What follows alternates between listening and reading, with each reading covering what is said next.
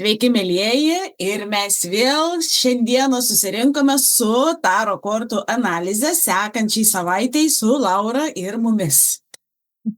Sveiki visiems. Sveikinuosi šiandieną ir kitai savaitai taro kortų prognozę. Visada reikia. Aš geriau pasitikslinti kelis kartus datą pačią.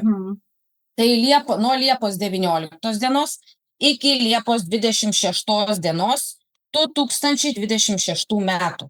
Jau Liepai pabaiga eina, ne? Visiškai, kažkas tai tokio. Taigi buvo pradžia, tiesiog pradžia. Visiškai. Ir į pabaigą. Ir kitoj savaitėj laukia tokia įdomi savaitė. Praeitoj savaitėj, kaip įrodė kortos, kad gausa moteriškumui, kūrybai, tai va šitoj savaitėj aš jau dėlionę tiesiog įsitraukiau, nes aš prajaučiu.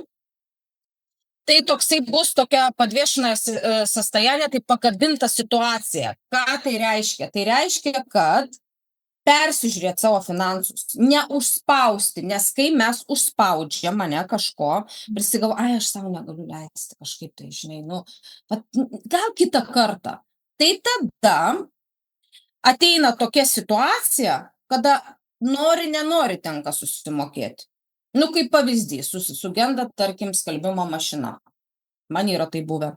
Arba bet koks ten prietaisas, ar kažko tai reikia susimokėti būtinai. Tai geriau, kad to neatsitiktų, geriau tokį lengvumą įsileisti. Vat įrodo antroji korta saulė, tai kaip saulės rezginys, ne? Tas centras, energetinis centras, saulės rezginys, atpalaiduoti. Jeigu pajutot, kad norit, nespauskit, leiskit su lengvumu. Leiskit. Persižiūrėkit savo finansus ir tikrai viską sudėliosit. O kardų karalienė ir sako, loginis mąstymas. Logiškai pagalvoti, apsiskaičiuoti ir tikrai viską susidėlios taip, kaip jūs norite. Su lengvumu, ne karingai, bet tiesiog loginį mąstymą čia reprezentuoja šitą kortą. Jinai žino, ko nori, kaip nori padaryti ir tai daro ir atlieka. Tai leiskit savo su lengvumu. Toliau. Viskas, kas persipildė, jau atitarnavo emociškai. Gal buvo tokie įtemptos savaitės, žinot, santykiuose. Ar su draugiam, su draugai, šeimos nariais, giminėm, kažkas tai tokio, santykit su žmogum, ne? Tiesiog išeiti, palikti, nebereikia tiek įsikabinti, tiesiog eiti, žvelgti priekį į šviesesnius horizontus. Užtenka to visko. Palikti tiesiog. Ar išrašykit tą visą pyktį, paleiskit, tas nuoskaudas, emocinės, tas visus nuosmukius. Tiesiog išeikit su lengvumu. Ženkit į priekį. Ir tai vyks tikrai labai greitai. Kai tai tik tą padarysit, kaip vežimas, tai reiškia iš viso greitį, aš labai mėgstu šitą kortą. Jinai reiškia greitį. Imat vadžias į savo rankas ir tiesiog išvažiuoti iš tenai. Padės šitą kortą. Jinai padės tikrai tai padaryti. Bus svarstymas situacijos, kaip geriau pasielgti. Tokia akistata prieš pačią save, prieš patį save. Jūs pasversit, kaip geriau tai padaryti savo naudai. Niekam nekenkiant. Ir tai tikrai taip bus toksai svarstymas, kaip geriau man pasielgti, ar taip, ar taip. Ir tai ateis jums žinojimas. Jums ateis žinojimas, jūs išeisit iš šitos situacijos, nes šitas irgi reprezentuoja tiesiog išėjimą, tai, kas nebetarnauja. Visiškai. Jisai turi žibintą, jisai žino kelią, jisai tiesiog žino, kur eiti ir ką daryti, išbūti savį. Tiesiog priimti save, panalizuoti galima, bet ne peranalizuoti, neužsibūti toj situacijoje, tiesiog išeiti. Pabūti su pačia savim, su pačiu savimi.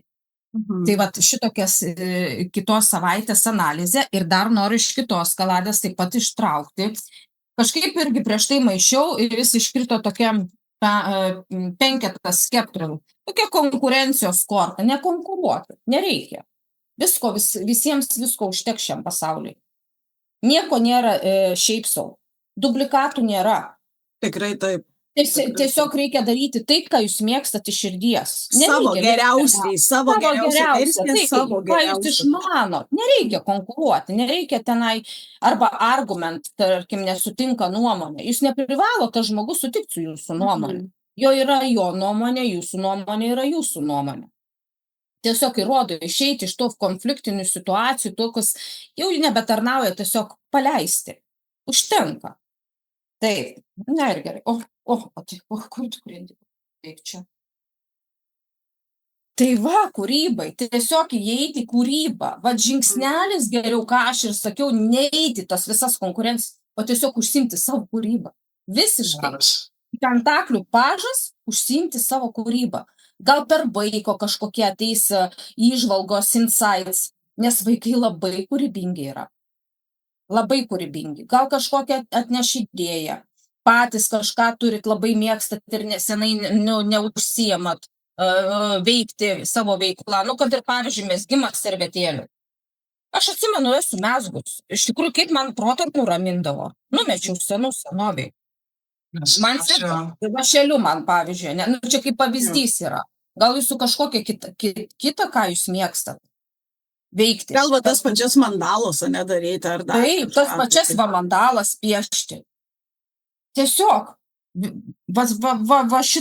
šito užsiimti savimi, savo kūrybą, savo įžvalgom, tiesiog pajausti savo širdim. Taip, ir viskas gausis, absoliutiškai. Na ir dar vieną kažkaip jaučiu noriu. Taip, visiškai, vėl kūryba, rinktis, ką aš mėgstu daryti. Šitą mėgstu, šitą. Ir viskas apjungti, tada ateina ir finansinė gausa, žinokit. Taip. Su lengvumu. Kiekvienas į save atsigrėžia, ne į kitą ir konkuruota, ne, o į save ir į savo kūrybą per save išreikti. Visiškai taip, Laura, ir pažiūrėk, kaip jinai sėdi atsipalaidavusi renkasi. Čia yra jos kūryba, mėgsta, jinai šitą gali, jinai lengvai tai priima. Lengvai tai daro ir iš širdies. Ir sekasi. Taip, žinoma. Tai linkiu jums tokios savaitės nuostabios, tai tikrai nuostabi savaitė. Tikrai taip, tikrai taip. Kai priemi įžvalgas, permastai, tada tu gali apeiti tą situaciją, suprantat? Tikrai taip. Čia parodo toksai kaip gidas, ne? Pavyzdžiui, kaip geriau daryti. Ir jeigu kartais žmogus bijo priimti kažkokį sprendimą, tai nebijoti, jį priimti, nes viskas labai greitai išsispręs. Visiškai. Absoliutiškai. Reikia tiesiog savo akistatą pasidaryti prieš patys, savo, viduje, kaip man geriau. Ir išeiti šitos situacijos. Nereikia per daug analizuoti, užsibūti tenai. Užteks. Taip, tai va. Visiškai. Dėkojame už labai. Ir susitiksime Tik mačiutų. kitą savaitę. Gerai, dėkoju. Ir iki.